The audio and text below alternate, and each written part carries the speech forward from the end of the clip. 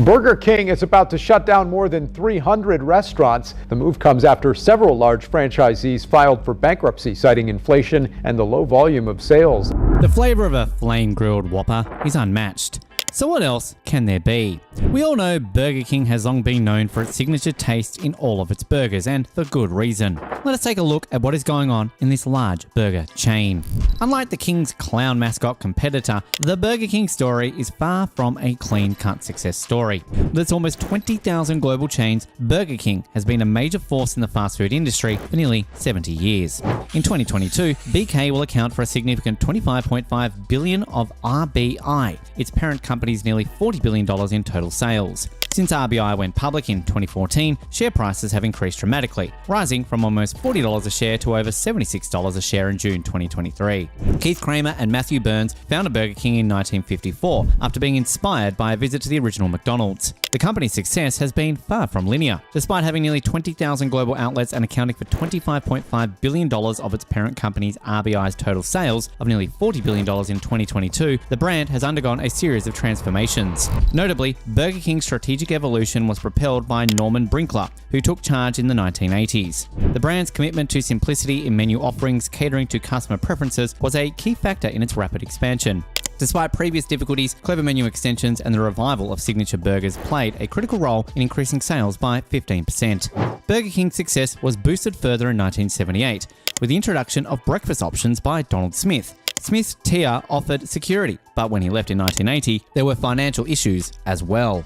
Management changes resulted in inconsistent strategies, which harmed sales. Aggressive menu expansion proved unsustainable, resulting in losses and failed advertising campaigns. In the 1980s, Burger King faced increasing competition, particularly from McDonald's and Wendy's. Targeting competitors with ads increased the risks of lawsuits, while also signaling a defensive shift. The brand's acquisition of Grand Metropolitan, followed by operational changes and partnerships with Coca-Cola and Disney, revitalized its fortunes. The appointment of Barry King as CEO in 1989 saw an emphasis on international expansion and quality improvement. Going public in 2006 resulted in significant equity, which resulted in innovations like the Whopper Bar concept. Nonetheless, Burger King's market position has deteriorated over time, owing to complex menu items, outdated outlets, and sluggish operations. By 2022, it would have risen to 7th place in the fast food industry. The company announced its biggest shakeup yet in 2022.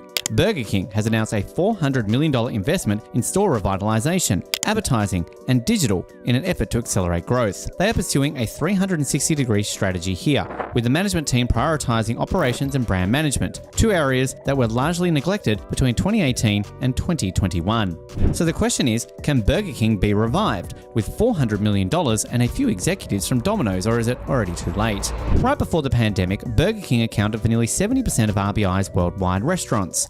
But as the pandemic issued stay-at-home orders, BQ's domestic chains took a significant hit. In fiscal year 2020, Burger King saw some same-store sales drop nearly 8%. The business also noticed a 28% increase in customers using the drive-thru, but wait times and menu options were overlooked because some food options required complicated assembly and single-lane drive-thrus created congestion and prolonged wait times.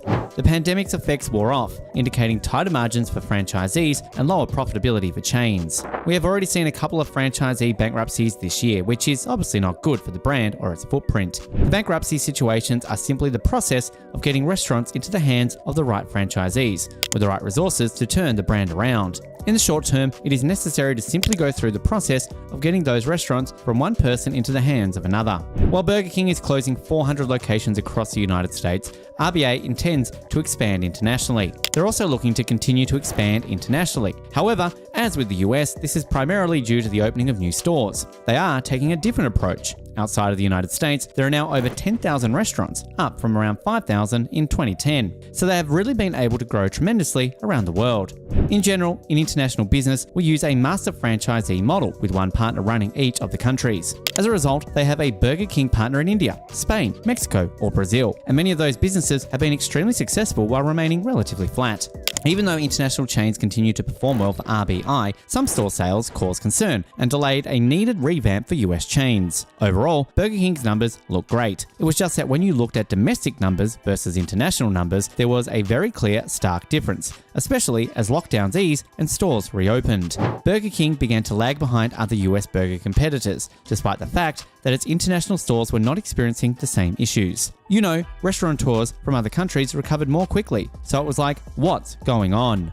In September 2022, Burger King announced the Reclaim the Flame initiative in collaboration with the majority of its franchisees. It stands out and, in my opinion, has a particularly high chance of success because the Reclaim the Flame plan was not developed by corporate. It was created by a corporate team made up of franchisees. The three most crucial roles in their business and those of their leaders are marketing, reinvesting in the restaurants, and retraining our restaurant general managers.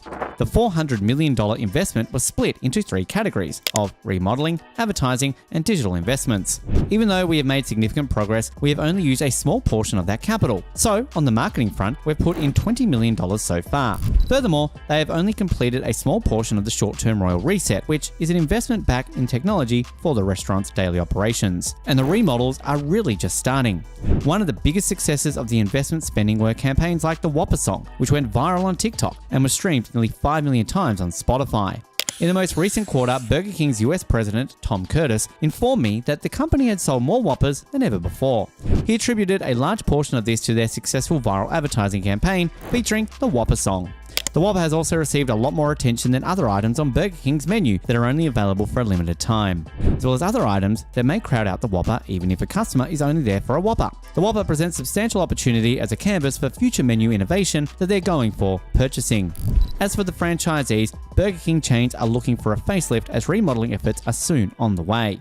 More than 120 stores were closed, and revenue growth and some store increased by about 1% since RBI's first quarter earnings in May 2023, according to the company's first quarter report. As of June 2023, the price of RBI shares nearly reached an all-time high, which was set in September 2019 at over $78 a share. The future of Burger King depends on striking a careful balance between responding to domestic problems and taking advantage of global expansion. Through strategic investments and a team effort,